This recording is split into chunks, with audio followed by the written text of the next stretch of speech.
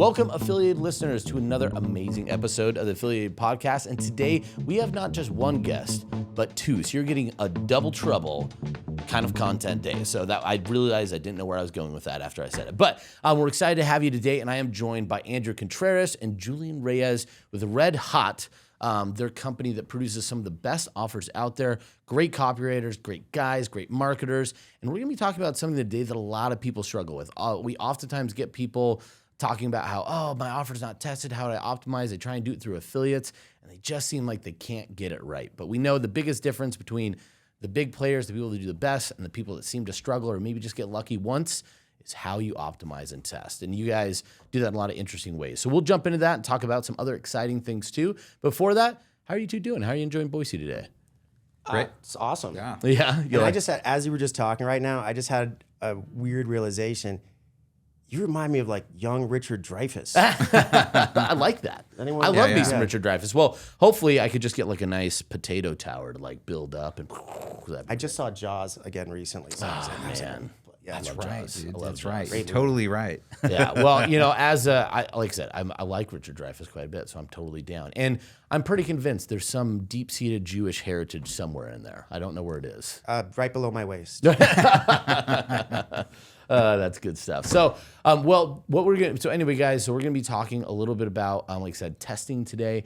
And you guys do some unique stuff, but one of the things that I was really wanting to talk to you about is you actually manage an in-house media buying team, which I imagine has to be a big part of kind of the differentiator for you and in marketing in general. So actually, I realize I'm jumping too far ahead because I'm too excited. Before that, I'd actually love to just get like a quick tidbit on how you guys got started in the industry. I know, Julian, you have a long story, and Andrew, I don't know yours, but if you just want to give like a high level origin story? Like, just like if you could give us the abridged version, though. Yeah, I'll give you the quick 30-second version. There you go. Perfect. You know, I actually started working in a direct response company doing email copywriting, and I started managing someone's list, and then I realized in order to become a really good copywriter, because I fell in love with the craft of persuading people through the written word, I just fell in love with it. I thought like, wow, people can be thousands of miles away reading my words and they buy something, and it just seemed like magic to me. So I left that company to go and like do freelance because I knew that's where I could improve my skills and work on front-end offers. And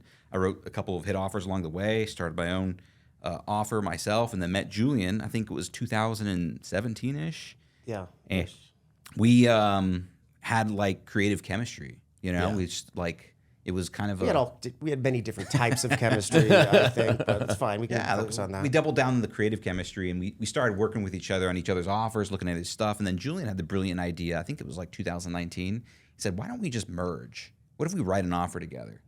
And, I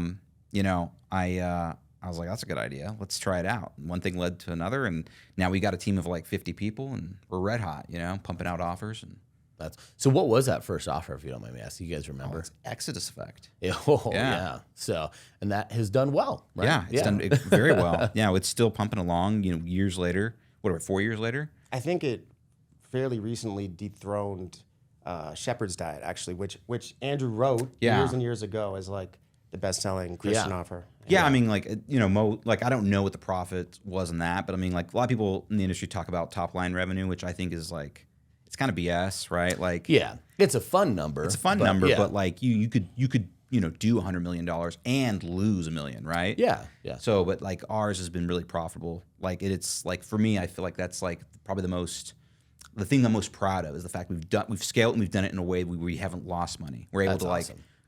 Build a platform and have do other offers. Christian offers are always really interesting, right? Because it's a very delicate balance, and you see a lot of people try and write to those markets and they become patronizing, and it just flops, or they don't go enough and it's not really in that realm. So it's obviously kind of a delicate balance. I'm curious to see how you guys do that, but we'll do that a little later. We're going to do a copywriting open loop and see if we could address that later. All right, let's do it. So Julian, I know, like I said, you have a decorated story, and for those that want the in-depth background, I'd recommend Chris Haddad's podcast that you did with him. It is hilarious and super fun.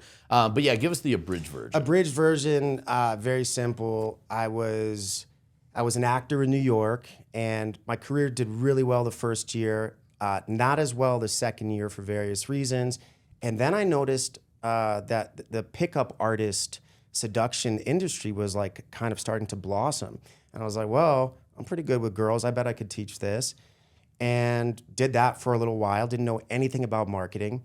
And then I noticed as the industry started to grow that like serious marketers like Evan Pagan and several others started to infiltrate that space. And I realized, well, if I can't beat them, join them. Like I guess I have to learn marketing now. And that was 15 years ago. So That's awesome. It sounds like it's a good decision. Yeah. Yeah. So especially given it seems like the pickup artist world didn't head in the same direction the online marketing world did. it basically died. I mean, Yeah. like I co-wrote an offer called Pandora's Box back in 2010, and that offer scaled up to, I think by 2012, it probably did 35 or 40 million dollars top line. There is not 10 years later, there is nothing in that entire space even close to it. I think the top company's 5 million a year top line right now. Yeah, no, I would agree. It's really it has changed drastically from what it used to be. So, but less on that. Let's focus now on the things that are working really well. So, super curious. I think there are interesting parts we could talk about it. So let's actually first talk about. I want to talk actually first about building the team, because I think having an in-house media buying team. We'll talk about the testing in the second part of it, because everyone could test, but not everyone could build an in-house media buying team. So what made you guys decide to go in-house versus agency or using affiliates when you're deciding to start buying your own media? Yeah, I mean, we do a little bit of both. Full disclosure, that's what we have. We have some in-house, we have some agencies we work with, and affiliates. So I like the diversification. But why we started out with in-house? That's because what we had at the time. And was it like a friend, or like how does that? Came from Julian's side of the business. Yeah. So was it one of you guys? Or you just had somebody that knew it that you brought in? Julian had a guy. Leo has a guy. He's still with us, and and then we've added people on since then. And I think Julian, you're the one that really kind of like championed this philosophy of like we got to test it first with our own money before we bring it out to affiliates, because you just can't take that risk. Well, nothing destroys your credibility faster than, hey, promote this offer, and then it bombs. Like you have to make sure ahead of time. And also, like we're now, obviously we're working more closely with you guys. We really want to scale up more than we already have. But the other thing is, at least my philosophy at that point was, well, the affiliate needs their margin, right? And if we are running with internal media buying, and then we get to eat that margin ourselves. So No, I think that's a good point, and I think a lot of people lose sight of that. Oftentimes, I've been explaining it through like people talk about agency versus like affiliates. I'm like, well, ultimately, an affiliate always has to get paid. They're always going to have to make money in the margins, which means the cap of what you could spend is relative to what money they'll make. Versus when you have an agency or in-house, you could eat all of that, right? You could spend right up to break even. You could spend at a loss if you have the back end to support it. So it opens up scale in a much larger way when you have in-house. So like I love it, and I love it a lot more in-house than agency, because you don't have to pay that. Agency's been always tough sometimes, because like it's not equal incentives, right? They're incentivized to spend, not to make money. You're not aligned, so so it's always a push and pull. We've dealt with that before. So maybe later we can talk about how Sure. agencies can be tough. I had some experience with that too, and it's not always the most enjoyable thing. So, but it makes a huge difference. So like one of the big parts that I'm curious about is how do you select, train, and retain media buyers? Because that seems like one of the things I've seen people really struggle with internal teams is you might get somebody, you train them up, they're either not a very good media buyer, which is why you were able to get them, or if they become proficient, why would they stay with you? How do you keep them in-house without having to have a revolving door? Let me add one thing just before you answer, which is like, I've found that with media buyers, actually with advertisers that build their own offers, is that when they give it to a media buyer that they're testing out, and then it doesn't work for whatever reason, they're never sure why it didn't work. Well, was the offer not strong enough? Does the media buyer suck? But we've discovered that even a half-assed media buyer can make a great offer work. Like in other words, it's always on the offer. It's always in the creative, And I think that's what if there's anything that differentiates us is the fact that Julian and I, cut our teeth as copywriters. Like creative is like at the core of what we do, and it leads the organization. So everything has that creative in mind. We try to put our best work out, even, with our creative. So we've built, like teams within the company, like a creative team, right? And their sole purpose is to support media buyers. So media buyers they've always got the ammunition they need to do their best work, right? Nice. Okay. So whether it's the offer or certain types of split tests or email creatives or just like Facebook ads or YouTube ads, we're constantly churning those out, and that's like just a KPI we try to optimize for. So it's almost like one of the added benefits they have is they just have a swell of creative. They know that they're going to be able to get an offer that's working. So their job is made easier, which in a way protects them from wanting to go out because, hey, do you really want to build your own creative team to have constantly do this and put that cost in there? Find the offers that are actually going to work all the time and then deal with offer owners to say that it's your problem, not mine. There's another important ingredient is incentives. Like make sure they're getting like the incentive structure is like set in a way where they can make a lot of money, right? Yeah. Like if they're making a ton of money and they're doing it with like not a lot of friction, like they're not going to want to leave. Yeah. How do you guys build your incentive structure for your in-house media buying team? It's been a fluid process, Julian, right? It keeps evolving. It keeps changing. I feel like that's got to be a tough one to pin down. We didn't really know, like, as we started building this, we didn't really know. We started asking, mentors or people who've, advisors, and we always got different answers. And I think we've tested different things. Like you said before, I think you're like, if you have an incentive structure like with agencies where it's like based on ad spend, that's like completely like crazy, right? Yeah. Like they're not, like what's ideal in an ideal world is if you can do it on profit, right? Yeah. And then, but like a lot of times that can be complicated with accounting and like attribution. But it's not timely. It takes a while. They don't see that all the time. It's hard to make the quick decisions. Yeah. Like depending on the person, we've it can be we've done profit shares, right? Like we've done those, and then we do CPA, just CPA deals for now. But it could change, in a couple months. Yeah. So you tried a lot of different things. And constantly iterating. We also do a profit share at the end of the year with the whole company as well, just like as an additional incentive. Oh, yeah, that's right. Yeah. Yeah. That's another. Yeah, we have that. So we have like layers of like we have like the individual, right, and then the team, incentive. Yep. And then we got the company incentive, and so we did really well last year, and the year before, and so we've decided we will take a chunk of our profits and just distribute it amongst the company.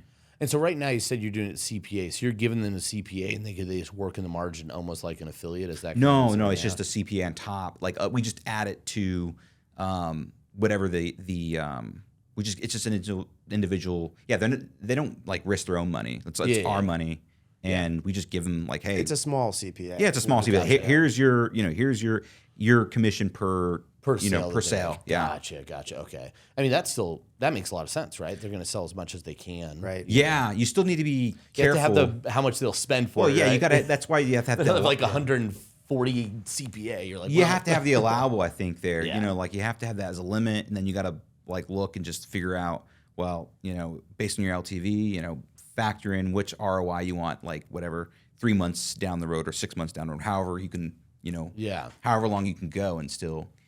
So that's interesting. I'm just because I find this interesting compensation structure. Sure. And it's funny enough, this is a conversation I was having with somebody, 2 weeks ago. They have an in-house media buying team. They're like, how should I build my incentive structure? And I was like, I don't know. But so basically you give them they get a little CPA, a small CPA for each sale, and then they have guardrails of like, you can't go above this, because that's when you're going to be in a negative ROI standpoint. Yeah. So they're like, okay, here's your allowable CPA. But you could spend as much up to that point and make as many of these sales. I think that's a pretty solid structure. It seems like, for sure. It's worked so far. Yeah. You said 3 months you've been on that one, or no? We've been on this for quite years. Yeah. So we do work with agencies, and we do a percentage of ad spend on that. But that can be. You still have to put the guardrails in. It's bit us in the ass before. So. Yeah. Well, we'll talk to the agency in a second, but I think because I think that is something. There is a way to make agencies work, but it's a challenge, right? Or to just have to know what you're getting into. So that's an interesting compensation plan. I think that makes sense. So how many media buyers do you guys have right now on the team in-house that you're managing? 2 in-house. 2, and then we have an affiliate manager, and then we're working on getting more media buyers. But we're looking to grow that team right now because one of the things that we've done is we've grown significantly our creative team. I think we have, not including us, but 7 or 8 like full-time writers now. Oh, wow.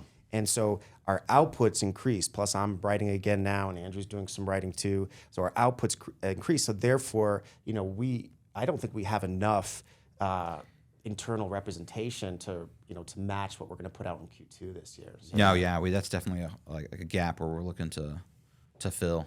Well, hey, any listeners here, we're Yeah. about to find out Great who idea. is the kind of person that they want for a media buyer. And if you fit that, we'll make sure to get away from them to reach out to you guys. You might be able to help out. So are you guys doing just Facebook? Is it like all the tier 1 socials or what's your in-house team buying on? We got Facebook, YouTube. We've got Native, a lot of native. Okay. Native's a big source for us. email drops.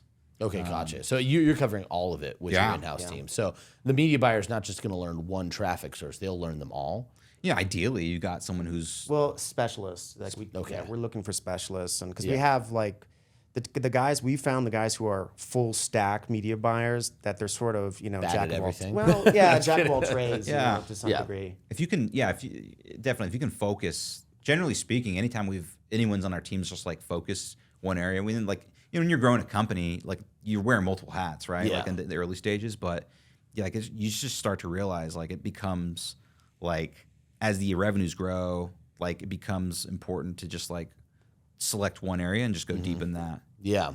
Well, I think it makes sense, especially then they have their one focus, they have the Yeah. incentive built on that, and then you could start diversifying the in-house team. So you can have somebody focus on each one of those And channels. They earn more money by Yeah. doing like just focusing on one thing. Yeah. Yeah. I mean, there's a lot to focus on in one of those traffic channels. I mean, you could spend a lifetime mastering one. So, no, I like that. I think that makes a ton of sense. So let's talk about then what we mentioned before. How do you select the right people? Because I feel like that's got to be a really hard thing is to get the right person in, and hiring's already a pain enough as it is. So, like, how have you guys been able to get the right people? I find like with media buyers, it's actually easier because the proof is in the pudding. The number's going to come out very quickly, and you're going to see, well, are they hitting the KPIs? How are they moving quickly? Like we've had a couple media buyers that we let go, but that was within 30 days or 60 days max. Nice. Yeah. So generally speaking, we'll hire slow. What do they say? Hire slow, fire fast. Yep. We follow that pretty well.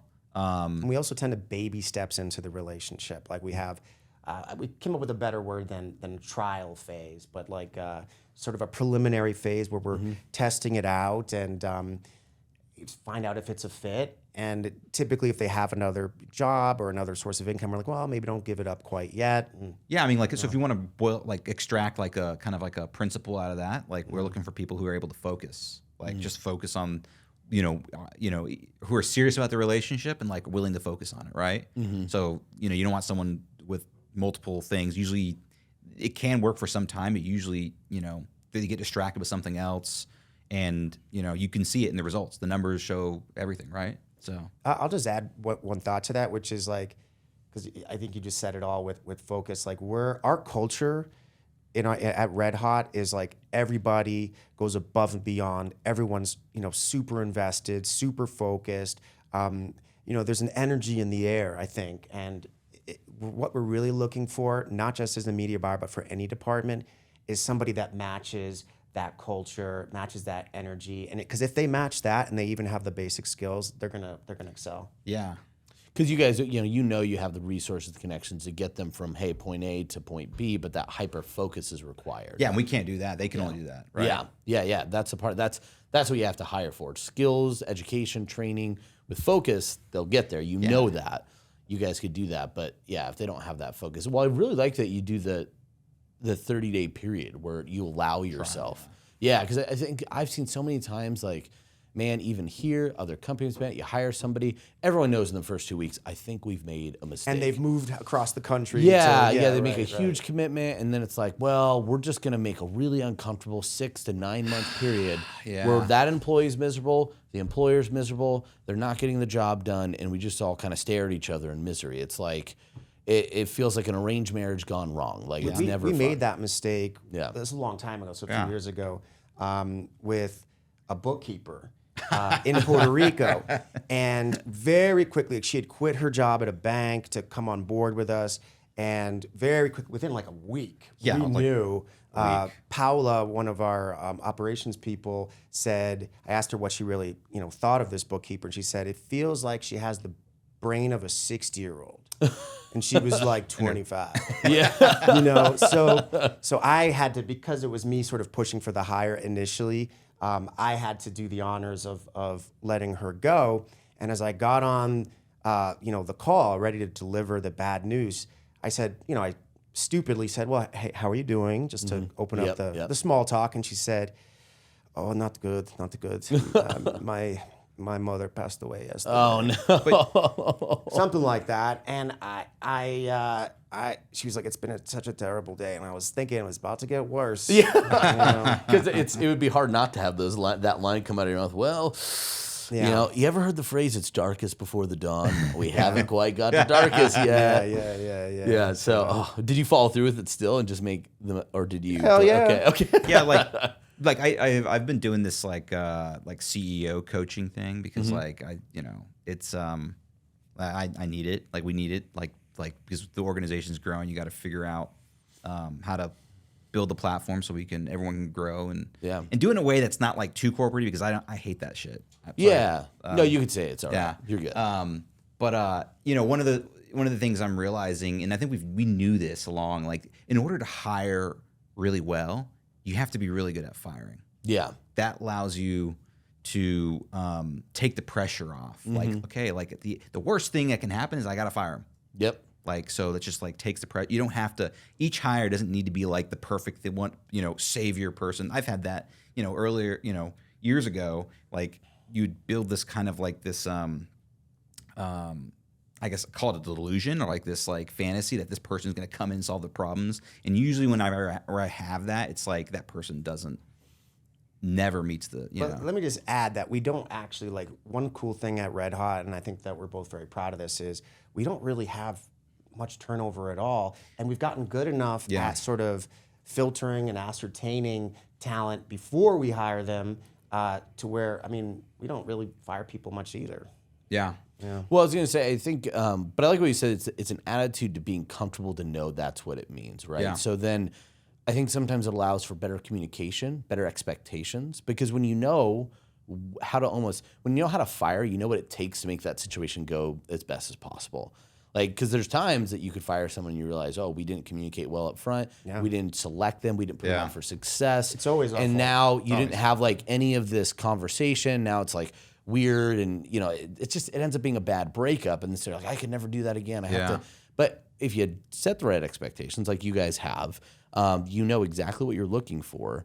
And you know that if it's not working, you're not going to force something, right? So those all make it so it's easy to fire, and it's also that other people understand it's easy to know what's going to get you fired, so you could not do that, right? Yeah. You bring up a really good point, though, because like philosophically, I think one of the ways that we look at it, both me and Andrew, is it's always our fault. So even if we hired somebody and they like whatever, embezzled money or did something crazy, well, that's our fault for not, doing our due diligence in the beginning. So it's a good way to optimize, your business. If you don't always look at it in that way, you're not going to make any adjustments. Totally. Right? Yeah. No, that's a really, it's perfect, and it's obvious it's working out for you guys. And yes, I'm glad you brought it up though, because I don't want people to think like, man, Red Hot, what a brutal place. It's like Red Hot fire lines. No. I don't imagine. I actually feel like what you're saying. I would think it would create a much better culture, because everyone understands we're in the same mission together. Yeah. And that culture really is a culture of like competition. We're in it to win. Like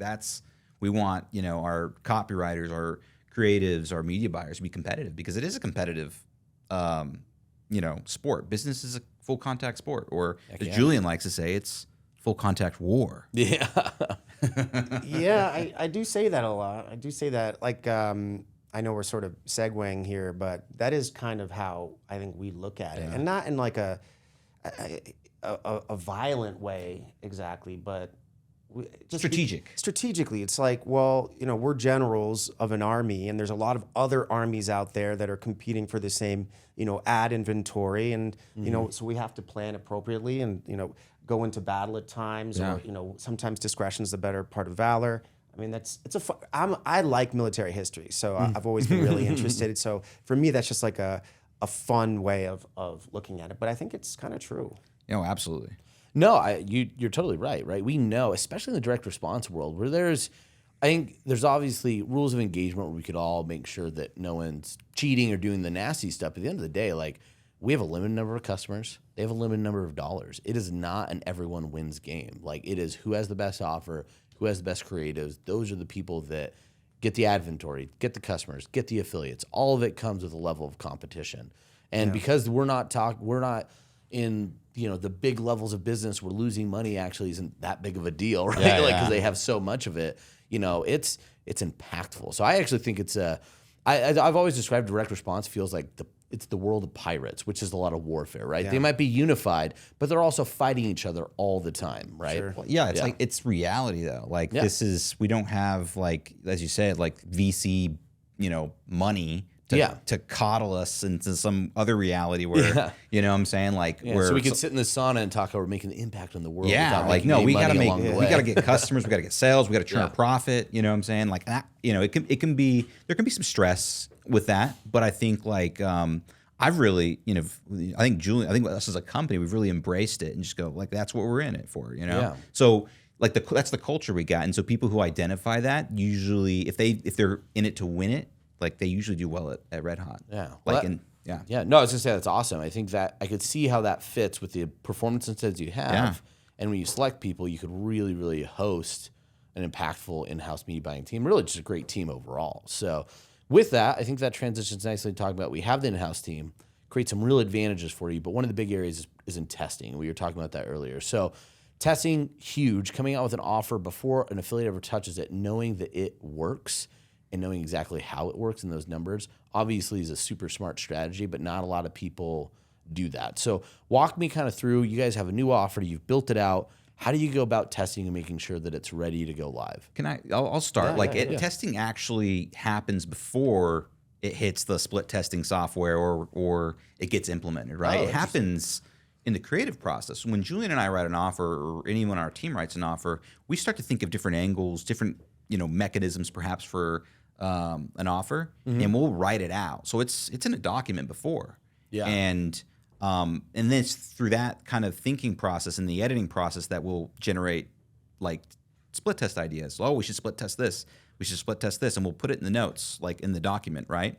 And so that's where like the I guess the genesis of it starts, and then it gets implemented, later on down the road. So we'll write how many leads for each offer. We have 10 for Final Famine. Yeah, 10. And then we'll do different like sections within the body of the script or whatever, and then So when you guys take the leads, do you like test the leads agnostic of the rest of the copy? Like if you have the 10 leads, you're gonna like put that out as like subject lines, see which ones get the most. Nope. No. Okay. Because if it's like every offer is just like its own like different equation, right? Like Gotcha. the lead it just won't work alone. Like I think if you isolate it in a vacuum, it's not indicative, because something you say in the lead might connect with something later on in the script, like in the close or something, and it has a different impact and it affects conversions in a positive or negative way. Does that make sense? Yeah. Because you might think you're getting something that's like the best lead if it's detached, but it's not, because as soon as it goes to where the rest of the copy, the deck copy is, it's like, oh, this is making sense. Can't test it in a vacuum. In another way. Yep. I'll add one thought to that, which is like,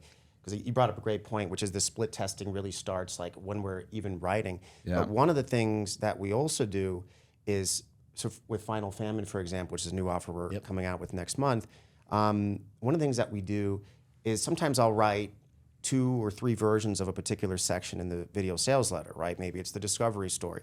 And then he and I will talk about it, and we'll say, this one's the strongest one. Let's not even test these other 2. Yeah. So there's actually like a mini split test happening between us and the creative team, because the fact is, traffic's finite, right? It's expensive to test. Yeah. So ultimately, our best weapon, outside of real split tests, is intuition. Saying like, this is stronger. We're going to trust our impulses on this. So you're bringing more people in to help kind of make that decision too. So it's easy to get in there. Yeah, exactly. Like I think, so just to kind of say what Julian said in a different way is we'll have spent so much money over the years testing. We'll have an idea of like certain things, and then that kind of builds our intuition, just experience, and then we'll simulate it in our minds. Like we'll just run it through our brains, and it's like as a simulation. And like, nah, that's probably a bad idea. Or we'll debate each other too. Sometimes we'll disagree, right? And so this is like, you need to be careful who you let in the process, right? You just can't let anyone in.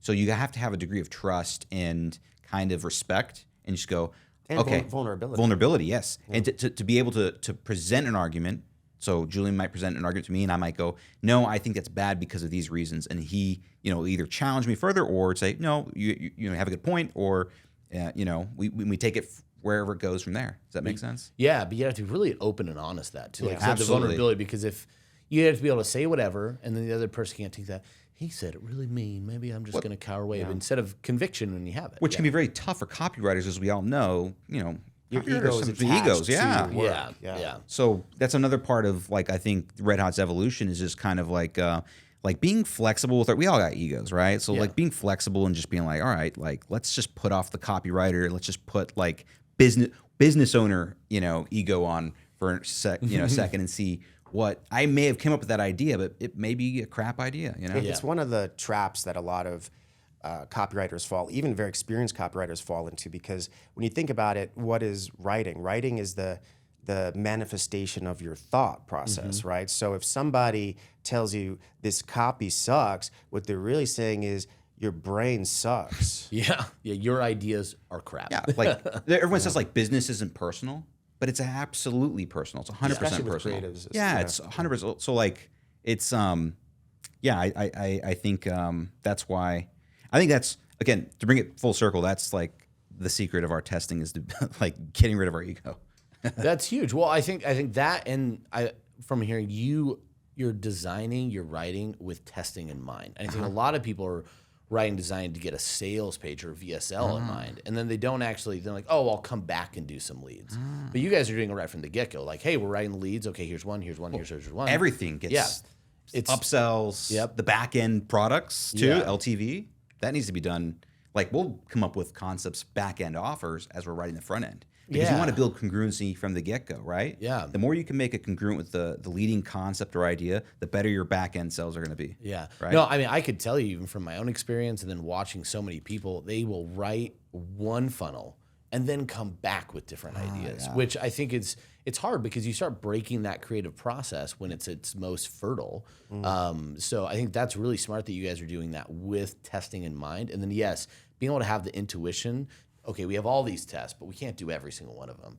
So sitting down, putting our ego and pride at the door, and just being business owners that are going to go cut and say, this, cut this. Let's do this. And one other thought about that is there's another benefit to what we're talking about, which is if we write 10 leads for Final Famine or for 2PT or whatever offer we're doing it, so we'll test those leads. One of the things, this is proprietary, we're not going to reveal it at all, but one of the things that we've done recently is developed correlating KPIs or correlating metrics that are relevant to sales. So we're speeding up our testing process now. Nice, gotcha. So that's one thing, but the other benefit of having writing 10 leads is whichever lead wins or 2 leads win. Well, we're going to test those other 8 leads now as video ads for YouTube, and we found this is really counterintuitive. Yeah, well, this is counterintuitive too, but we found that sometimes we've had leads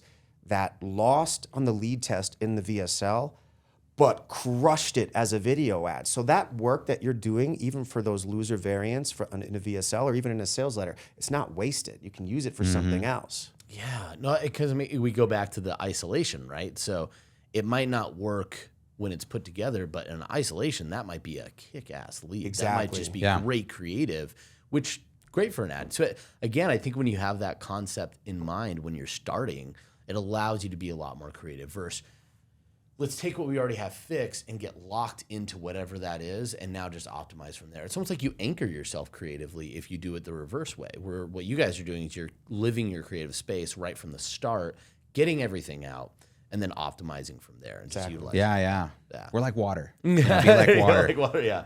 So, and I know, just so I could understand the idea, we won't go into what it is, but essentially, you guys have found different KPIs or metrics that allow you to say, this is the winner without having to spend as much money based on experience and things like and spending a lot of time. Right. Yeah. Time's also, especially when you get to upsells, man, that is tough to test just from a time perspective for sure. So, no, that's super interesting. Well, gosh. So testing, well, let me ask you this. So that was a lot of pre-testing. Sure. When you guys have something that's scaled, it's hitting the numbers in KPI, how do you keep testing and optimizing? What's your process around that? Is it, hey, we're just going to let this go until it starts going down, or stay ahead. You guys come up stay with, ahead. yeah, I Gotcha. think You have to keep testing. That's when you really have to keep testing, because if you're running at scale, those creatives are burning out fast. Yeah. Yeah. So like so many advertisers that we know, they'll write a really good offer, and then they'll do what you just suggested, which is they'll sort of let it kind of run and then peak and then burn out. But that process in reality can be massively delayed, like that burnout process. Yeah. I mean, you can extend an offer for years. Like Yeah. Exodus is still yeah. running pretty Yeah. strong. And it just like highlights the importance of having a team. Like we couldn't do this on our own. Like you can't do it, but you have to have a team that's bought into a certain like mindset and philosophy of the way we do things and execute on our advertising. And when you have the coordinated effort, like it just becomes like a superpower. Yeah. The leverage you get is incredible. That's why I'm so bullish on building teams. Yeah, well, I think it's huge. I look at the stats. You guys have multiple offers coming out. Yeah. They're all doing really, really well. You're able to optimize. And Exodus Effect has been, you said that was 2017? Came out- 19. Yeah, end of 2019 it came out. So here are 2023, and it's still going. Digital offers, they burn out faster than even physical ones do. So it's like you're looking at, normally you look, 9 months is like good. That's really good. Maybe a year. And you guys are going on 3. That's really impressive with still some scale. And we're just getting started, man. Yeah. Yeah. Yeah. I I mean, feel like we're with Exodus too, like our first year was really kind of starting because we were testing very slowly at that point. It was growing slowly. Right now, it's not at its peak, but I think last year we hit new peaks with Exodus, and that's year 3 that we were into. Yeah, that's amazing. That's yeah. amazing. Yeah, that's correct. Yeah. It Well, peaks. and I'm only using that just for the listeners. Like this is because I've seen it time and time again. If you focus on testing, not just get your offer up, but to keep it going, it does always extend the life of offers. I've seen people that do it well, and they could keep supplement offers running for years. Right. Which people that don't, you're literally getting 6 to 9 months max of a time frame with that. Plus also the testing kind of philosophy applies to more than just the creative. Like we're also constantly testing new traffic sources or new publishers or new email lists, whatever it might be. And we've cracked like where one source for us may have kind of burnt out a bit, but then we find a new source that has like a different demo. And and each source might, like a certain lead for an offer or a certain type of angle might work better for one source versus another, right? Yeah. So all those variations you created from the get-go in the beginning, not wasted. it's not wasted. You need it. We're planning ahead. You're going to need all that stuff. They'll work for something that you can't even, think about because it's not on your radar at that moment. Yeah, the using your assets in multiple ways and continuing. Yeah. I think when we come back to this though, it's that we go back to what we talked about. It's that attitude of war, right? We're here to win, and you need to have the focus and attention. Like when we go like high focus, I think a war setting is a high focus scenario, right? You're not dicking around when you're in a war scenario. So you have that attitude, you have that focus. Testing becomes such a key part because that's how you keep on winning. And you obviously said you guys could see the proof in the pudding in what you're talking about. Quick tangent on that. So related to that is like, I love tangents. Good. here's a weird, bizarre one, but it's relevant. Oh, even better. Weird, bizarre. So like, as I struggled a lot, like in earlier and in my career with like discipline and working hard and all that stuff. Like I had talent, but I wasn't focused. Getting a business partner and getting a lot of momentum has helped with that. But over that time period, I had, I don't know, half a dozen life coaches, right? The term's not in vogue anymore. But actually, James Clear was one of my coaches for a while, Atomic Habits guy. Yeah. But one of the trends that all of the life coaches had in common with each other, all of them except for James, was this idea of balance, right? The balance in your life, and they would have like a little pie chart with you've got to have financial, and you've got to have your relationships, and you've got to have this, and you've got to have fun, you've got to have this. And one thing that I've discovered, this is my opinion, right? A lot of people are going to disagree with this statement, but I think, especially when you're really growing a company, the balance is bull. Balance is bull.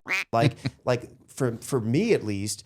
Hyper focus is because the problem is you're competing against people that are hyper focused. If you want to compete at a world-class level at something, maybe just beyond growing a business, it could apply to anything. Being a singer, being on Wall Street, the best people in the world are hyper focused. So you kind of have to do that. So anyway, that's my little tangent.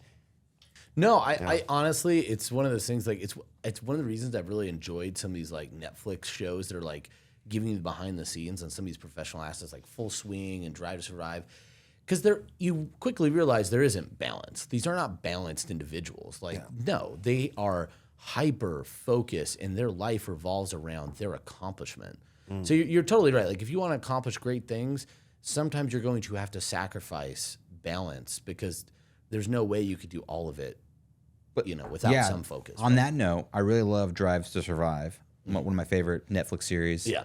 And, although like the driver may not have balance or whatever, like, they're on the road a lot, but like, I think that the fact that they have a freaking team allows them to really excel and go deep. I think it makes it easier. Like, if maybe they can't achieve full balance, but like, you got to have that team in place. Agree. Yeah. Then that way it allows you to still have the moments that you want to have balance for, you could really focus on. So, like if you have a family, like, listen, it'd be great to be really focused, but I would like to not have my children become sociopaths or, I don't want to foot that counseling bill later because you ignored them the entire time. But like you said, if you build a team and you're hyper focused on the business, you can have the family and do the business. Chris Peterson, coach at Boise State, Washington, he had his whole thing was that his big thing was like, whatever you're doing in that moment, just be all about that thing. Yeah. Focus is constant, but what you're doing changes. So that's kind of what you guys are capturing and talking about. It's like, be all about it when you're doing it, and if you shift to something else, be all about that. I'm not saying that. I'm saying divorce your wife. Just focus. Sure. Marry your business and just do that. So we're all fearing for Julian's future children, but that's why I don't have them. Dogs and cats, great, good for you. Keep that. You're good. So that was really powerful, guys. And I think that we had some great messages, not only for people that want to understand, I think the value in having an in-house team, value in testing. And I think really the big thing is operationally, if you want to build a good team, you have to have a good focus or not even focus, you have to have a good goal and a cohesive culture of what you're all trying to accomplish and be lock in step. That's what I'm hearing from you guys. Everyone's on the same page. You're all moving in the same direction. And that's how things get pretty exciting and start to happen. Yeah, it's nothing like you hear it in like business books and like whatever interviews. And I used to roll my eyes on that, like the mission or whatever. But it's absolutely true.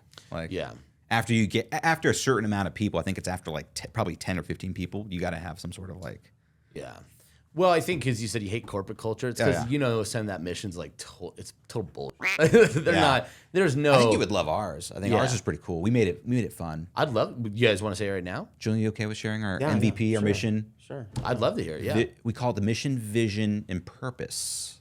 So the mission is to create. I think we use the word ingenious group of offers that speak to the hearts and minds of our customers, right? So that allows us but doesn't fix their problems. But we don't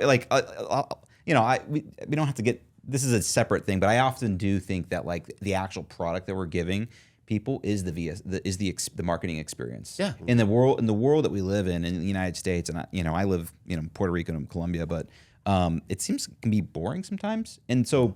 Like it's a little bit of like infotainment, as Dan Kennedy likes to call it, right? Mm-hmm. Like, and I actually view the VSL and the marketing experience as the part of the product, like the majority of the value, right?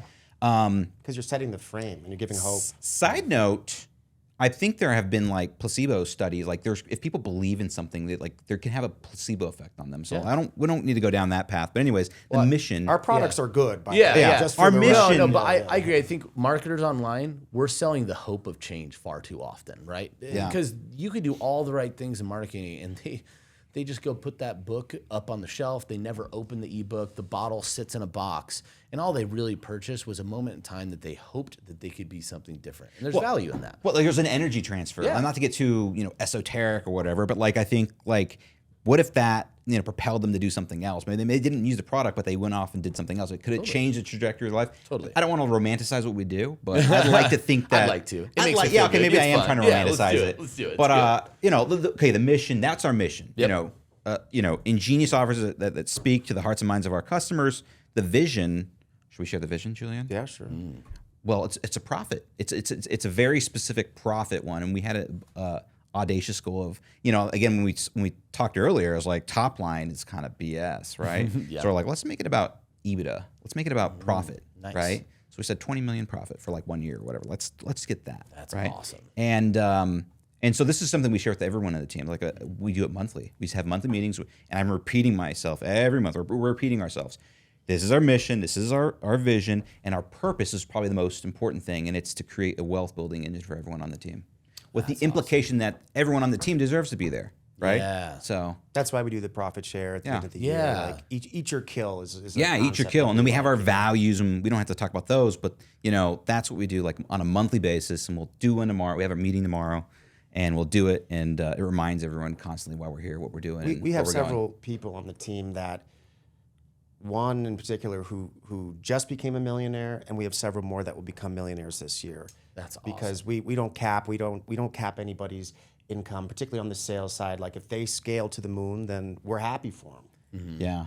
No, and you put it right in your mission, the P side, right? Like you want to create that. And then again, it fits into who you hire, what they do every single day, and what you guys are hoping to accomplish. Plus that vision, and then the profit side, they're totally correlated together. If you're doing profit sharing, you guys want 20 million in profit, like everyone's like, hell yeah, I want that same thing too. We almost hit it last year. That's awesome. Yeah, we're growing. That's great. Well, listen, I mean, I will just say we're going to do some other quick hits here. Sure, yeah. Because I would love if we have some time to talk about the Christian stuff. I know you had some ChatGPT things you wanted to mention, but I just want to pause for a moment and say thank you, because we don't get to really delve into, I think, the way people build businesses. Yeah. And so oftentimes we get stuck in a lot of stuff around, how to build offers, but like an offer goes away. A business is what stays around. You guys really shared a lot in terms of what you've been doing to build a great business with Red Hot, and I think that's really exciting. So we have one quick tip, thing we can leave with one more thing, and then I want you guys to share kind of what you have going on, how people could find your offers, how they could work with you as well. If they want to work directly, become a member of the team. But before that, I'm going to give you guys a dealer's choice. We could either discuss a little bit how you go and delicately balance when you're writing Christian offers. We could talk a little bit about ChatGPT, what you guys are doing with that, or some prompting stuff, or some misconceptions, I think is what we were talking about. Or we just talk about, whatever you want to say. I'll leave it to you saying what we want to tell the people. What do you want to do? In the audience. I mean, the Christian thing, I think we can, sort of brush that aside, because that's an offer we wrote, years back. Yeah. And it's not really like our focus. We'll talk about that later. Misconceptions with ChatGPT. Yeah, I let's think do that's that more relevant. Everyone probably wondering about it. Like I think, Julian, if you have your own No, thoughts. you are much more familiar with it. Yeah, no, I've definitely immersed myself in it, and I really think it's a powerful tool. I think it's here's the analogy I like to give. Everyone's seen Star Wars, right? Or hopefully. There's like Luke Losers if Skywalker. they haven't, Exactly.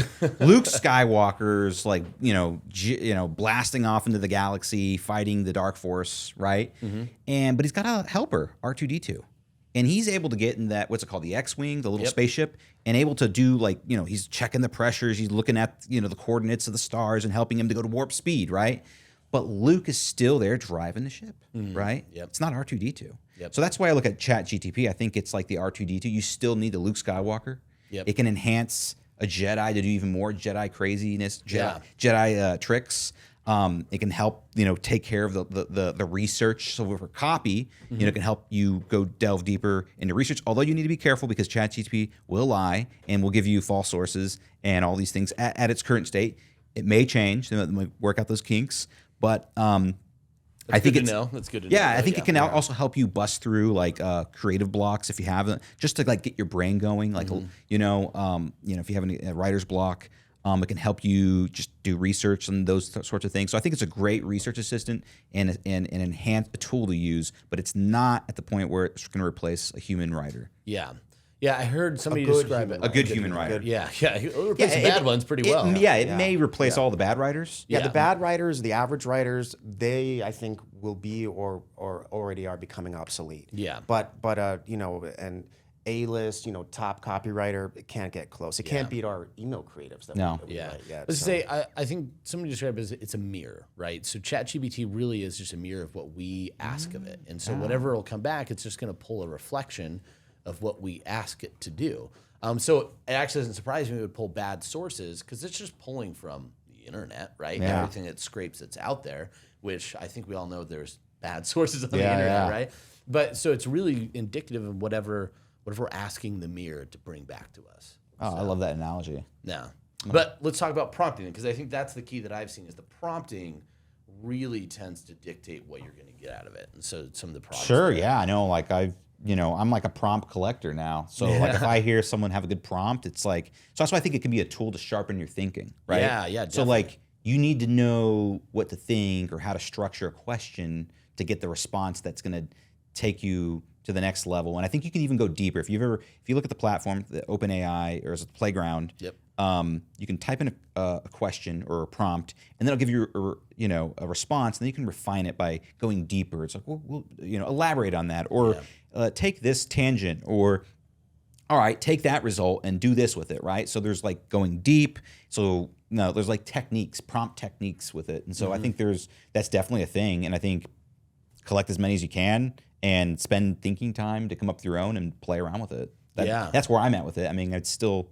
Pretty early. After we're done, I'm going to show you some. Sure. I'll show you some cool prompts that Perry Belcher's using. That he did a talk on and showed like here's the key prompts that they've been using, and there's some cool stuff in there. Yeah, someone has come out with like a prompt subscription offer, right? Like maybe Perry did or something, or I mean, like that's what was it? He was saying that in 30 days they had like 200 products that were built off of like AI, ChatGPT and OpenAI, and then 30 days later it was up to 300. So yes, somebody's built that, and I'm sure like 5, 10, a ton of people have. There's so many new things. So yeah, we'll talk more about that. But I think just like you're saying, like I think ChatGPT and all that AI stuff, it's as good as the prompts that you put into it. So a lot of people are getting bad responses, thinking it's not good, and you're not doing it right. It's the mirror. Yeah, maybe you need a conductor.